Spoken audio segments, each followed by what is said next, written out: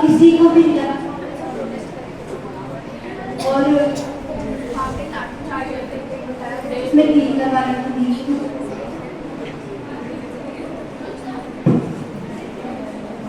सोनम वांगचुक थे, प्रोटेस्ट में बैठे थे, उन्होंने जो है अंचल ले रखा था। कम कॉन्वेंट तो उनको अचानक उठाकर सरकार अस्पताल में क्यों लेकर गई बीच में, ऐसा क्वेश्चन ये मतलब मेरी दृष्टि से तो सही नहीं है, क्योंकि आप प्रोटेस्ट के अंदर किसी को भी ऐसे पकड़ के नहीं लेके जा सकते।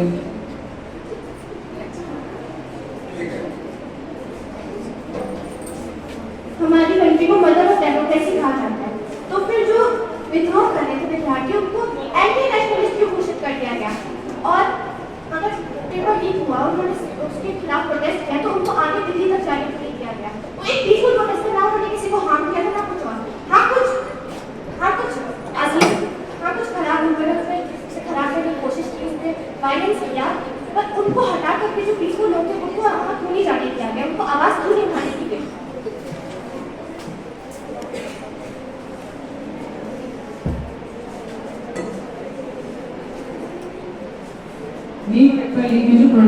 पूरे क्वेश्चन पेपर में से 120 क्वेश्चन लीक हो गए, तो हमने कह दिया था कि पेपर कोई लीक हुआ ही नहीं, ये बस एक पीडीएफ सर्कुलेट हो रहा था जिसमें टेस्ट क्वेश्चंस थे। तो क्या पूरे क्वेश्चन जब सारे लीक हो जाएंगे तब तक पेपर लीक चला जाएगा? क्या 140 क्वेश्चन कट ऑफ में कोई भी इम्पैक्ट नहीं डालते? क्या उनकी वजह से जो इतने सारे लोग मरे हैं उनका कोई मैटर नहीं करता? पहली बात तो जब सरकार को पता चला कि व्हाट्सएप और टेलीग्राम पे नीट पेपर लीक 2026 और FIFA 2026 जैसे कुछ ग्रुप बने हैं जिनपे कि पेपर लीक हुए हैं, 210 के प्रश्न लीक हुए हैं, तो सरकार ने उसके खिलाफ एक्शन लिया और राजस्थान सरकार ने उन लोगों को रंगे हाथ पकड़कर जेल के अंदर डाला था। हमारी कंट्री को विश्व गुरु कहा जाता है ना? तो फिर हमारी कंट्री इतना कमजोर सिस्टम है हमारा कि 1 महीने पहले तक पेपर लीक हो गया, किसी को कोई खबर ही नहीं है। एक टीचर आके तुम्हें बता रहा है कि हमारे स्टूडेंट्स में एक पेपर सर्कुलेट हुआ है, तब जाके तुम्हें पता चल रहा है। इतना कमजोर है हमारा सिस्टम। और 2024 में भी एक पेपर लीक हुआ था, क्या एंटी को सिर्फ वार्निंग देना काफी था? 2025 में भी पेपर लीक हुआ था, दिनेश बेकार जिसने पिछले साल भी पेपर लीक करवाया था, गवर्नमेंट को उसके बारे में कुछ पता नहीं चला। इतना कमजोर है हमारा सिस्टम। गवर्नमेंट हर किसी को जाके देख नहीं सकती, और जब भी पेपर लीक हुआ है तो गवर्नमेंट उसके खिलाफ एक्शन लिया है। कि आज तक ये सबसे पहली बार इसने एंटी पेपर लीक लॉ निकाला है, जिसके तहत 10 साल की जेल और 1 करोड़ रुपए। अगर आप भारतीय इतिहास उठा के देखें तो उसके अंदर ऐसी कोई सरकार नहीं है जिसने एंटी-ए के खिलाफ इतना कड़क नियम निकाला है, एंटी-ए के टीजी तक को सस्पेंड किया है।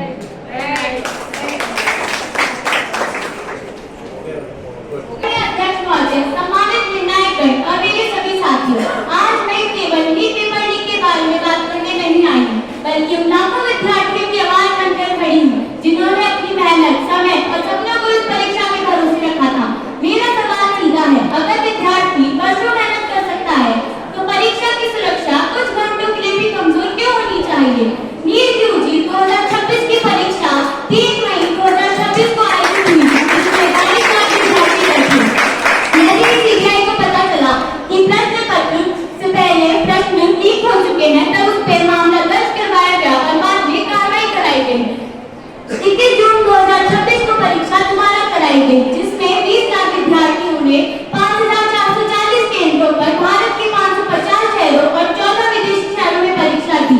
अब मेरा सवाल यह है कि वह 22 लाख विद्यार्थी जो पहली परीक्षा में बैठे थे और जो 20 लाख विद्यार्थी दोबारा परीक्षा कराई गई उसमें बैठे थे, वो 2 लाख विद्यार्थी जो इस बीच गायब हो गए, वह परीक्षा देने क्यों नहीं आए? इसका सरल एवं स्पष्ट जवाब यही है कि उनके मन में सरकार के लिए प्रश्न जागरूक हो गया था कि क्या इस बार भी पेपर लीक नहीं होगा?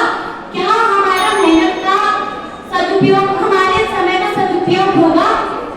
पीवी कुलकर्णी जो कि एनडीए से केमिस्ट्री लेक्चरर के रूप में जुड़े थे, उन्होंने अप्रैल के अंतिम सप्ताह में विशेष कोचिंग दी जिसमें प्रश्न उत्तर ऑप्शन सभी बताए।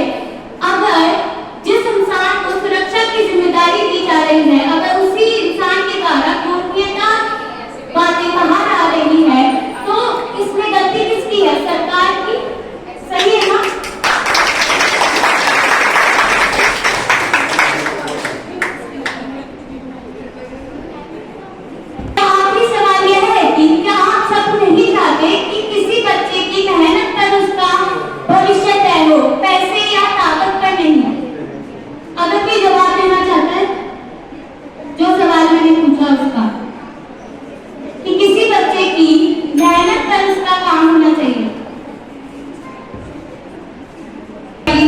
सरकार है।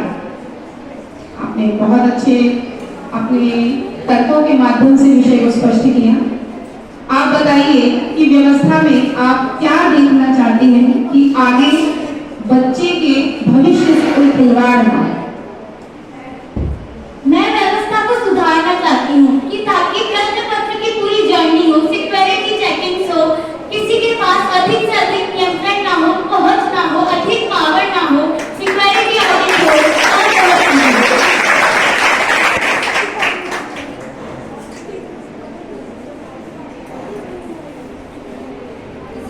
आप सरकार में होते, जैसे कि बार बार क्वेश्चन पूछा जा रहा है जिससे आप और ऐसा कौन सा स्ट्रिक्ट नियम बनाते कि इन सारी जो असामाजिक तत्वों द्वारा जो ये व्यवस्थाओं को डिस्टर्ब किया जा रहा है उन पे लगाम लगाएगा, ऐसा क्या नियम बनाए आप, ऐसा क्या होना चाहिए आपकी तरफ से?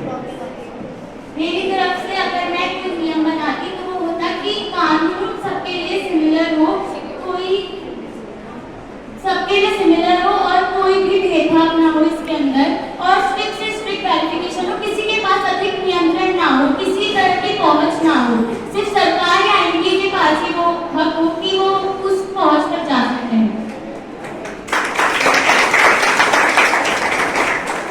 अगर आपको प्रोटेस्ट में, आंदोलन में जाने का मौका मिलता तो क्या आप जाती? मैं जाती हूँ क्योंकि मुझे भी ये बताना था सबको कि ये गलत हो रहा है, और उन लोगों ने उन्हें रोकने की कोशिश की थी पर ये गलत थी, क्योंकि कई लोगों ने किसी प्रोटेस्ट में हिस्सा नहीं लिया था, कई अच्छे लोगों ने भी लिया था, जैसे कि बहुत बच्चों ने इस प्रोटेस्ट को इसलिए किया था ताकि उन्हें समझ आए कि उनकी क्या गलती है। बच्चे तो रील भी बना रहे थे। रील बनाना गलत है, लेकिन सभी बच्चों ने रील नहीं बनाई, कुछ ने पब्लिसिटी के लिए बनाई, लेकिन कुछ ने लोगों को जानकारी देने के लिए भी बनाई थी ताकि सभी को पता चले कि क्या हो रहा है। प्रोटेस्ट में विपक्ष की भूमिका बताओ क्या रही? प्रोटेस्ट की प्रोटेस्ट में विपक्ष पहुंचे, राहुल गांधी जी पहुंचे, कांग्रेस के अगेंस्ट जो लोग पहुंचे अपना, उन्होंने मतलब जैसे अपने पॉलिटिकल पार्टीज को भी आगे किया ताकि वो इसमें अपनी पॉलिटिकल पार्टीज को कर सके, अंदर इन्वॉल्व करने की कोशिश की उन्हें ताकि उन्हें वोट मिल सके, और कई लोगों ने ऐसा भी किया, लेकिन सभी ने ऐसा नहीं किया। जो विपक्षी थे, कई जैसे राहुल गांधी, उन्होंने पॉलिटिकल पार्टीज को आगे बढ़ने की कोशिश की, इसमें उन्होंने उससे भी जोड़ा है ताकि उन्हें बाद में वोट मिल सके इस तौर पे, लेकिन सभी ने ऐसा नहीं।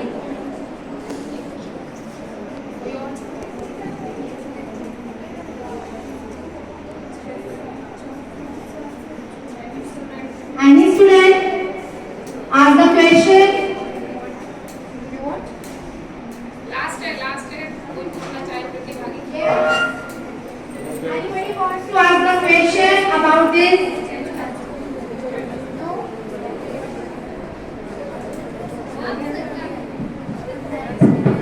आप दोषी क्यों मानते हैं?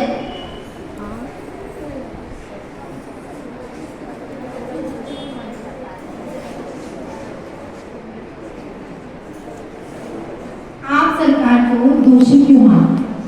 मैं सरकार को बहुत कारणों से दोषी मानती हूँ, क्योंकि उन्होंने पहले कड़ी से कड़ी व्यवस्था क्यों नहीं की, जबकि दोबारा परीक्षा में इतनी कड़ी व्यवस्था की गई कि पेपर लीक नहीं हुआ, हेलीकॉप्टर से पेपर भिजवाए गए, स्ट्रिक्ट वेरिफिकेशन हुई, किसी के पास ज्यादा नियंत्रण नहीं थे। पहली परीक्षा में ये सब क्यों नहीं हुआ, जबकि ये पहली परीक्षा में होना चाहिए था, क्योंकि कोई नीट पेपर सामान्य टेस्ट नहीं है, ये बहुत बड़ा टेस्ट है, जो कि बहुत परिवार का सपना है अपने बच्चों को बनाने के लिए।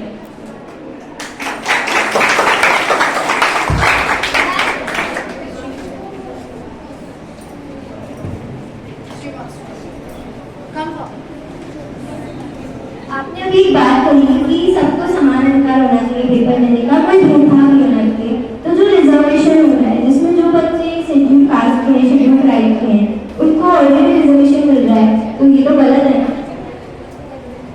रिजर्वेशन एक अलग मुद्दा है, उस पर बात हो सकती है, हम उस पर विचार कर सकते हैं, लेकिन पहले हमें एक समस्या को सुलझाना जरूरी है कि हम पहले इस बात को एग्री करें कि सबको समान अधिकार मिलना चाहिए। नीट पेपर लीक नहीं होना चाहिए। अभी तक तो उस मुद्दे पर ही बात हो रही है, तो रिजर्वेशन पे अगली बात हो सकती है।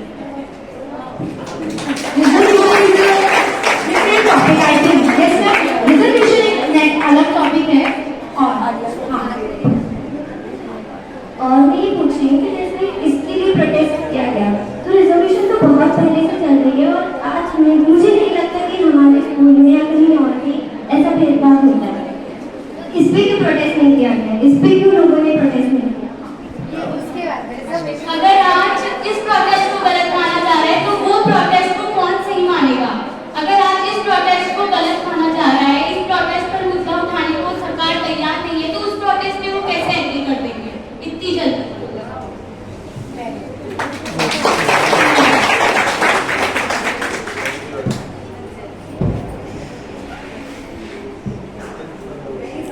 Before going to lab, I would like to call A.K. sir to share his experience and what he want to feel about this competition as a parent. Give a big round of applause.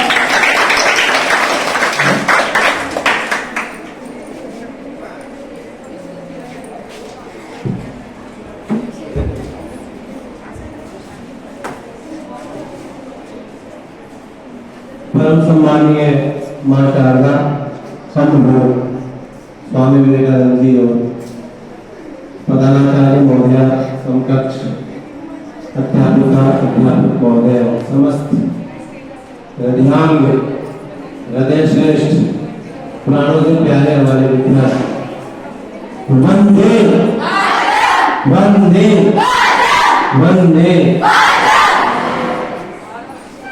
Bharat Jagat Guru है, था और रहेगा। दुनिया की कोई ऐसी ताकत नहीं जन्मी जो भारत को उसकी बुलंदियों तक ले जाने से रोक सके। जब तक ये जज्बा, जब तक ये सोच हमारे यूथ में जिंदा है, जो कि मैं देख रहा हूँ पिछले 2 घंटे से मंच के माध्यम से या सामने ऑडियंस के माध्यम से, तब तक हिंदुस्तान को आदरणीय सर चिंता करने की कोई जरूरत नहीं है। हिंदुस्तान सुरक्षित हाथों में अगले 500 सालों तक, क्योंकि किसी भी देश का अगर भविष्य जानना हो तो उसके बच्चों का अध्ययन कर लो। बच्चे कैसे हैं, देश उतना ही बुलंद हो। हमारे बच्चे, हमारा सौभाग्य है कि भगवान ने कर्म से और जन्म से मुझे दोनों प्रकार से ऐसे बच्चों से नवाजा है। मुझे बुलाया गया है आज के इस बच्चों के दृष्टिकोण के विषय में कुछ बताने के लिए और व्यक्तिगत विचारों को बताने के लिए। ऐसी ऐसी प्रतिभाएं मैंने अभी देखी जो कक्ष में बिल्कुल शालीन, बिल्कुल अंतर्मुखी एक बालिका है, गर्व ना उसको किसी से ज्यादा बोलना करना सिस्टमेटिक, लेकिन उसने जो यहाँ प्रेजेंटेशन आज दी आउटस्टैंडिंग, उसके लिए कायम है। और लगभग सभी बच्चों अपने प्रत्यक्षपन्नमति की समस्या को आने के समय तुरंत उसके उपाय को सोचने वाली बुद्धि वाली बालिकाएं भारतीय लोग कैसे होते हैं, इसका परिचय भी मंच से मिला। हम नीट के विषय में मुझे बुलाया गया है। नीट देखो बच्चा लोग, ऐसे तो आप कक्षा में बहुत सहन करते हो, मेरे को थोड़ी सी देर और कर लो। हमारा देश जब यहाँ पे राम थे तब भी राक्षस थे, कृष्ण थे तो राक्षस और ज्यादा हो गया, लेकिन तब भी धर्म ने अपना रास्ता नहीं छोड़ा। तो मेरा एज ए पेरेंट्स ये अनुभव रहा पिछले 2 साल से, क्योंकि मैं सौभाग्य से एक ऐसे बालक का अभिभावक हूँ जो पढ़ने में आपकी क्षमताओं जैसा है, और भगवान ने हमारा उसमें मान रखा कि हम जैसा सोचते हैं वो उसमें योग्यता है। परिणाम क्या होंगे वो भविष्य की गणना में है, लेकिन जहां तक इस एग्जाम के विषय में दृष्टिकोण है बेटा, आप सबके लिए कह रहा हूं, ये षड्यंत्र, ये छलावा, ये कपट, ये भ्रष्टाचार कभी पूरी तरह खत्म नहीं होगी। आपको अपने आप को स्कोर करना है। एक बात मैंने आज तक के जीवन में अनुभव करी है, अपने ऐसे स्टूडेंट रहते हुए भी, टीचर रहते हुए भी, कि मेहनत करने वालों के जो प्रतिष्ठान होते हैं ना, एज ए कॉम्पिटिशन एग्जाम, वो 80-85 से अबाउ नहीं जा सकता, माइनस नेगेटिव मार्किंग है। ऐसे कोई धुरंधर, मैं तमाम शिक्षकों को भी आह्वान करता हूँ जो 720 नंबर ले आते हैं पेपर, अगर उनको भी पेपर पकड़ा दिया जाए 3 घंटे में, वो खुद भी नहीं कर पाते। 2-4 क्वेश्चन तो ऐसे होते हैं जो आपको झकझोर के रख देते हैं, आपकी स्पीड को ब्रेक कर देते हैं। लेकिन कुछ माफियाओं के द्वारा ये जो गलत रास्ता अपनाया जाता है, तो मैं समझता हूँ पहली बात तो यह है कि सरकार को उसका दायित्व निभाते हुए और स्ट्रिक्ट कानून लाना चाहिए था। हालांकि सजा दी नहीं जा सकती, लेकिन फांसी की सजा रख देते कोई बड़ी बात नहीं थी। फांसी की सजा प्रावधान नहीं हो सकता, लेकिन अगर रख दिया जाए, क्योंकि जिन बच्चों ने पेपर लीक कराए, जिन लोगों ने, उनकी वजह से कितने मासूम लोगों की जान गई, उन जान का दोषियों को मानकर अगर उन्हें फांसी भी दे दी जाए तो शायद कम है। लेकिन वो तब जब दोष पूरी तरह आरोपित हो जाए कि हाँ ये फला व्यक्ति ही, क्योंकि कभी कभी तथ्यों का अभाव में गलत निर्णय हो जाते हैं। इसलिए as a parents, as a student मैं कहूँगा आप अपनी मेहनत को बरकरार रखें, है ना। सत्य परेशान हो सकता है, परास्त नहीं। सत्य परेशान हो सकता है, परास्त नहीं। और खुद ही को भगवत देता, वो जो कहा है ना किसी ने कि कयामत से पहले ऊपर वाला खुद पूछेगी बता तेरी वजह क्या है। तो मेहनत नहीं लगेगी, कोई रास्ते नहीं होते। As a teacher, as a guardian हमारा दायित्व है कि हम बच्चों को, अभी मैंने आपको ध्यान में क्वेश्चन किया था कि केवल वो लोग ही दोषी नहीं है जो पेपर चीट कर रहे हैं, उनके पेरेंट्स भी दोषी है। मैं सीधा आरोप लगाता हूँ उनपे, कोई देर में तो मुझे कर देगा। जिन लोगों ने पेपर खरीदा, अकेला बच्चा तो 30 लाख नहीं ला सकता ना, उसके संबंधित रिश्तेदारों ने, संबंधित लोगों ने, तो सरकार को ऐसा करना चाहिए, पता करना चाहिए व्यक्तिगत, और उन लोगों को भी सजा मुख्तियार करनी चाहिए। बाकी तो जब तक प्रयास चालू है तब तक अच्छे परिणाम आते रहे। हमारे एक सीरीज के फूल करके चैप्टर में, उसमें लाइन है, जमे की मरे। अगर आपने अपने प्रयास बंद कर दिए तो समझ लो आपके प्रयास खत्म, और आपने जो रिजल्ट्स जो आने, जैसे पानी है, जब तक बहता है तब तक ही पानी है, अगर वो जम जाए तो फिर पानी नहीं होगा, वो तो बर्फ हो जाएगा। तो जमने का मतलब है अपने प्रयासों को रोक देना। तो बेकार लोग अपना काम कर रहे हैं, करने दो दुष्टता को, क्योंकि मैंने तो शास्त्रों से मान लो, पढ़ाई से मान लो, एक ही चीज सीखी है कि अगर पास में आपके फूलों का गुलदस्ता है तो खुशबू आएगी, और पास में अगर सीवर लाइन है तो बदबू आएगी।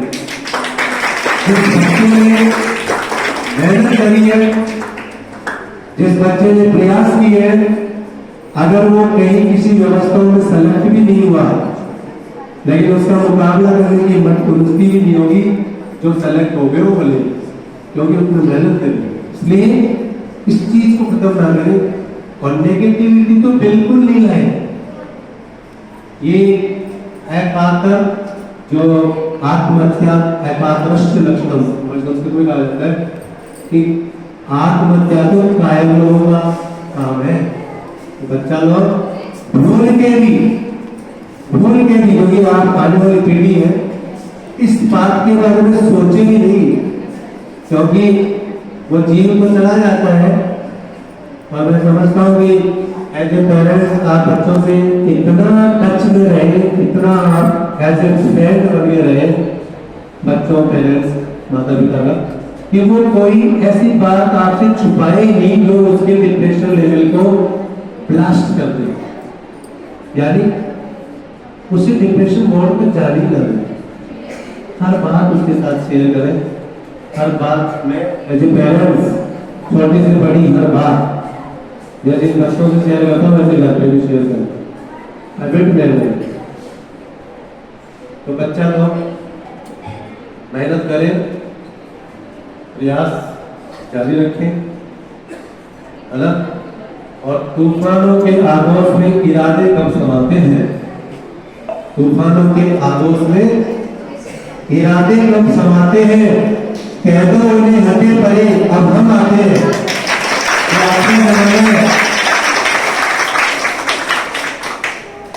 आप एक अकेला बच्चा 10 अच्छे बच्चों को मोटिवेट कर सकता है, क्लास में भी, समाज में भी और देश में भी।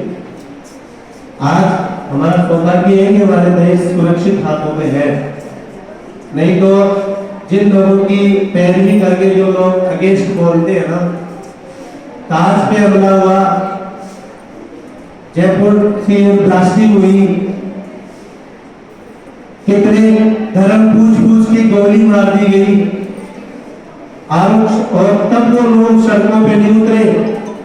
और इजराइल ने हमास पे हमला क्यों कर दिया, कौन हमास कौन इजराइल, और उनके लिए वो मसाले लेकर सड़कों पे उतरे वो लोग जो देश के कितने अच्छे शुभचिंतक हैं। आपके अच्छे समझ में आ रही होगी मेरा इशारा कहाँ है। तो ऐसे लोगों का साथ ही ना दे। गावस्कर के जीवन से मैंने एक चीज सीखी। मैं छोटा सा था, क्रिकेट प्रेमी भी हूँ, खूब क्रिकेट खेलता था, खेली भी है।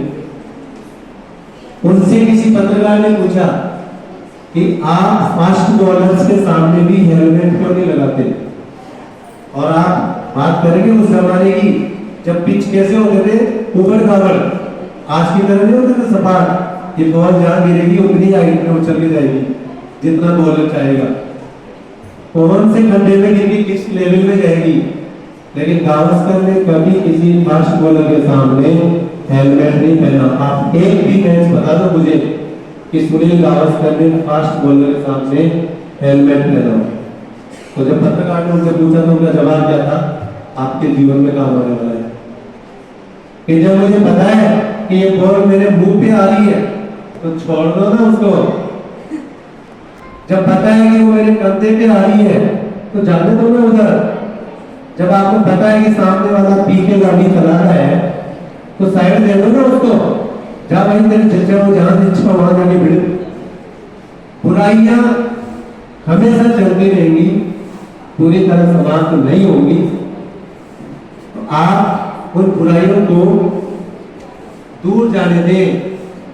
आप जैसे उनके पास जाएंगे तो वो आपकी है, नहीं तो नहीं है। मैं बच्चों से अक्सर क्लास में कहता हूँ, कई बार कुछ बच्चे ऐसे भी हैं जो नहीं पढ़ते हैं, हमें आदत होती है कि हमने मेहमान को कुछ भी दिया है ना, या कुछ बच्चों में ऐसी हैबिट होती है कि वो गंदी बातें बोलते हैं, बिल्कुल वर्ड बोलते हैं। अरे भाई बोलने दो उसको, आप उसको एक्सेप्ट क्यों करते हो, आप उसे ले लेते हो इसलिए वो आपकी हो जाती है। छोटा सा उदाहरण मानो, घर में 4 मेहमान आए और आपने उनके लिए फर्स्ट क्लास व्यवस्था करी, रसगुल्ले स्पंज वाले है ना, दूध मिष्ठान डाल के, बड़े फेवरेट है जयपुर के, राज कचौरी वगैरह वगैरह, और बड़े प्यार से आपने परोसा, और मेहमान लोग बड़े इतरा के जरा सा झूठा किया और बाकी सारा समय होगा कहला के छोड़ गए। ये घर की प्रॉब्लम है। जिन लोगों को हमने अतिथि देवो भव का स्थान दिया, उनके लिए इतनी तैयारियां करी और उन्होंने जरा सा चूका कर दिया। अब आप खाते बच्चे हुए घर के बच्चों से अगर ये कहे कि बेटा वो तो गए मेरे को स्मृति फ्री कर दो, तो वो कहेंगे क्या आप खा लोगे क्या? आज आप पीस कोई तोड़ के प्लेट में रख रहा है और आप खा लोगे क्या? नहीं खाते ना। कुछ लोग तो खा सकते हैं लेकिन अच्छे लोग नहीं खाते। यही चीज बुरी बातों के लिए है। अगर कोई आपसे बुरी बात कह रहा है, भैया नीचे मुझे तो तेरे पास रख, अगला 2 बार में शर्मिंदा हो जाएगा यार इसको तो नहीं बोल लिया मेरे को किसी नहीं, तो तुरंत पकड़ा देगा कि भाई मैं नहीं जा रहा, मुझे नहीं चाहिए। तो ये हैबिट्स आप व्यवहार में लाए और पढ़ना तो छोड़ना ही नहीं।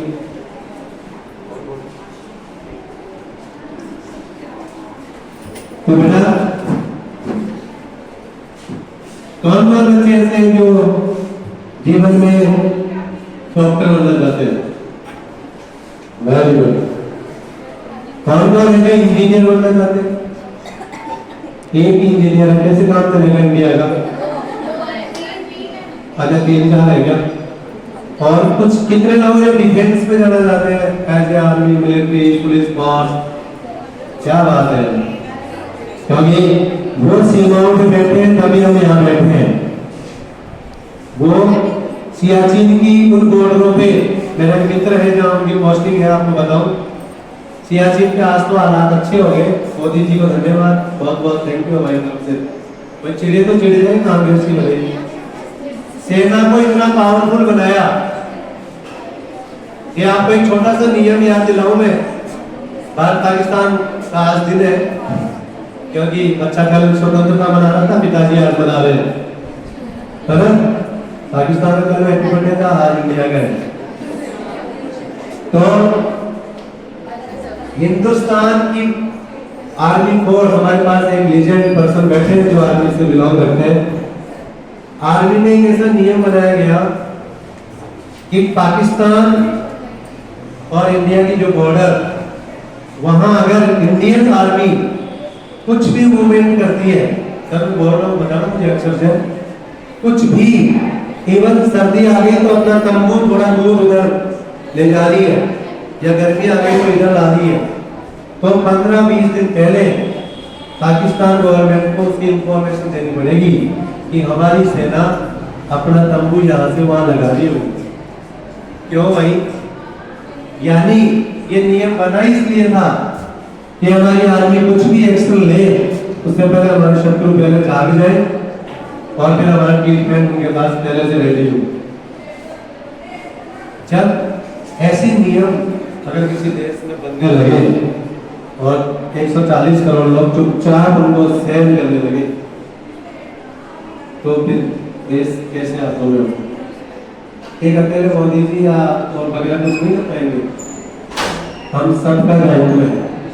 कचरा तो पहले भी फैलाना था, 2014 से पहले भी कचरा तो हर जगह। अपना एक प्लॉट हमें याद है, इधर से यूं फेंकते थे और जरा सी अंदर आई और वही कचरा सबके डोर टू डोर गलियों में वापस घुस जाता था। तेरा कुछ को हर क्या लागे मेरा। लेकिन इस छोटी सी चीज को जन अभियान बनाया माननीय प्रधानमंत्री जी ने। हम सबकी सहभागिता जरूरी है। तो जब भी कोई कानून तभी मजबूत हो सकता है। आपके बारे इलेक्शन देखो सामने खड़े, संकल्प ऐसा होना चाहिए कि ये होना चाहिए, तब तो हमारा वोट नहीं तो जाओ यहाँ से। ये एज ए स्टूडेंट आपका ये होना चाहिए कि इस एग्जाम में ये रूल्स होने चाहिए। चुपचाप वोट दिया तेरी सरकार बन जाती है, उनको क्या मतलब है, क्या चिंता है उनको? तो 2-4 लोग ही होते हैं जो देश की चिंता करते हैं।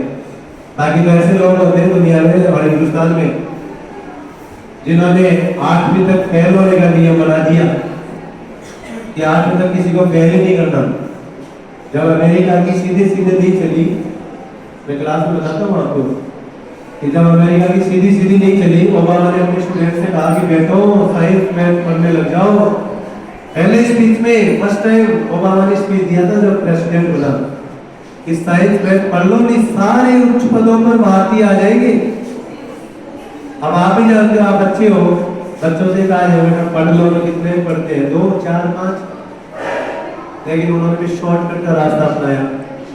भारत को ये मिड डे मील, ये दूध, कुरकुरे ये पहुंचाना शुरू किया और उसमें 75% यूनिसेफ से बजट आता है, 25% इंडिया से। सरकार के पास जो कर्ज लाया, सरकार उस समय कौन सी आप जानते ही हो, उन्हें क्या ही मतलब है देश से है? पीढ़ी खराब हो रही है। अब अभी आपको ये कह दिया जाए कि बेटा पढ़ो ही मत, मजे हो गए आप देखो, आप फेल तो हो गए, नहीं तो आप पढ़ोगे क्या? तो सबसे ज्यादा किसी को भी अगर आपको पीछे छोड़ना है तो उसके 2 रास्ते। पहला तो या तो आप अपनी स्पीड तेज करो, जो कि सही रास्ता है, और दूसरा उसके कान लगा दो ताकि वो मिल जाए, हम अपने आप ही आगे हो गए। ऐसे रास्ते अपना रहे देश, दुनिया, बाकी लोग। हिंदुस्तान की उन्नति उनसे बर्दाश्त नहीं हो रही। आपको विश्वास नहीं होगा इस चीज का। हम इंडियंस की कैपेबिलिटी उनसे सहन नहीं हो रही। यार हिंदुस्तानी कुछ भी कर जाते हैं, एक अकेला बंदा रो एजेंट बन के जाता है और पूरे पाकिस्तान में हड़कंपा मचा के आ जाता है, तुरंत आके यहाँ पे 800 करोड़ का बिजनेस और कर लेता है। तो कहने का मतलब ऐसे ऐसे जज्बे वाले लोग हैं। एक अकेला बंदा भी हिंदुस्तान को कब बदल दे, ये डरे हुए पूरे विश्व। 150 करोड़ में कोई एक भी ऐसा जा गया ना, वो ही गिरा देगा। इसलिए अपनी क्षमताओं को पहचानो और लगे रहो। जय हिंद।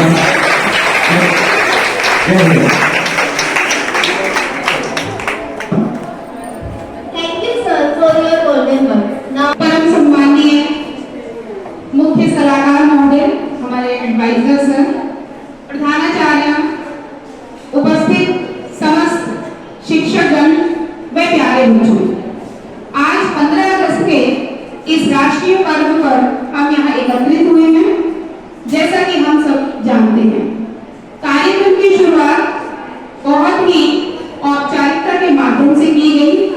सर्वप्रथम हम नमन करते हैं उन वीर शहीदों को जिनकी बदौलत आज हम यहाँ उपस्थित हैं और हमें एक साथ इस प्रांगण में यह राष्ट्रीय पर्व मनाने का अवसर मिला है। जैसा कि हम सब जानते हैं कि आज वाद विवाद प्रतियोगिता के अंतर्गत बच्चों को जो विषय दिया गया वह बहुत ज्यादा प्रासंगिक विषय था, नीट पेपर लीक। सभी बच्चों ने अपने विचारों को बहुत ही अच्छे ढंग से न केवल प्रस्तुत किया, अभी जैसा कि सर ने भी बताया, जब हमने प्रश्न उनसे पूछे प्रत्युत्तरी, तुरंत सोचा, तुरंत उत्तर दिया। उनकी जवाबदेही काबिल तारीफ थी। एक बार सभी प्रतिभागियों के लिए जोरदार तालियां। वाद विवाद प्रतियोगिता के अंतर्गत यह सुनिश्चित नहीं था कि जो बच्चे मंच पर बोल रहे हैं, उद्बोधन दे रहे हैं विषय से संबंधित, वो देखकर बोलेंगे या बिना देखे। यह आश्चर्यचकित कर देने वाला ही दृश्य था कि जितने भी बच्चे मंच पर आए उनके हाथ में न कोई पेपर था न कोई पेन, केवल बुद्धि और एक मंच। जब बुद्धि और मंच का संगम होता है तब परिवर्तन सुनिश्चित होता है। कितनी जानकारी, कितना ज्ञान हमारे बच्चों के पास है, ये हमें यहीं से पता चला। कक्षा में वो किस रूप में बैठते हैं, क्या बोलते हैं, क्या याद करते हैं, क्या सुनाते हैं, लेकिन जब एक बच्चा मंच पर आता है वो अपनी भाव भंगी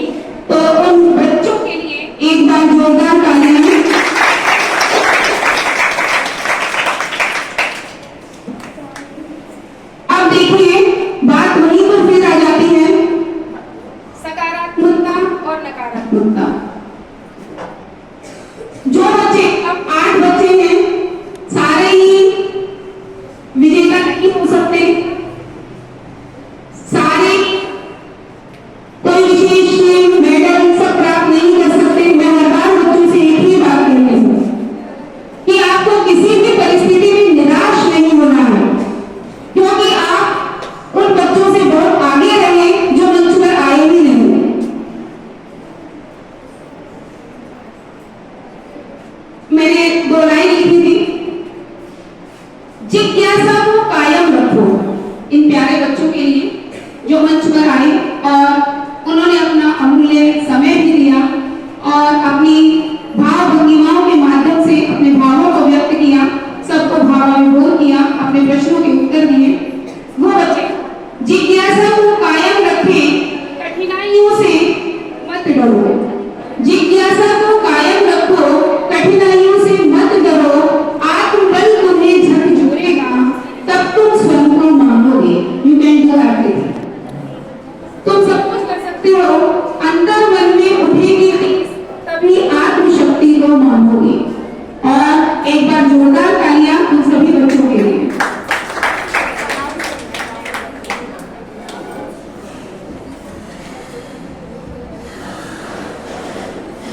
हमारे पार्टिसिपेंट हैं जो तीसरे स्थान पर रहे, सिद्धि अग्रवाल।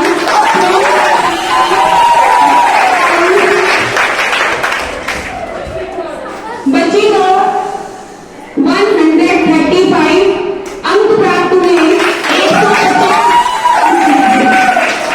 एक बार जोरदार ताली सिद्धि के लिए। दूसरे स्थान पर Aarvi Sharma, professor science group of 99.5 out of 150। जोरदार तालियां आरवी के लिए। And first position goes to एनीलेस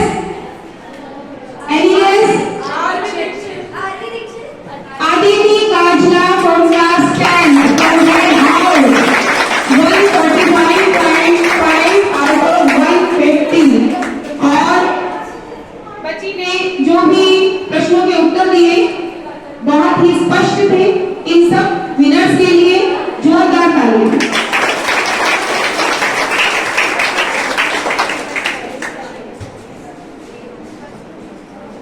बहुत बहुत बधाई आप सभी।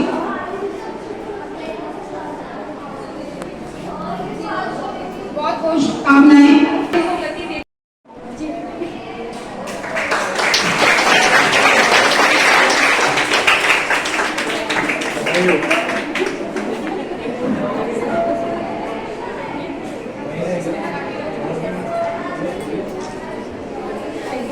Congratulations once again to all the members of Red House.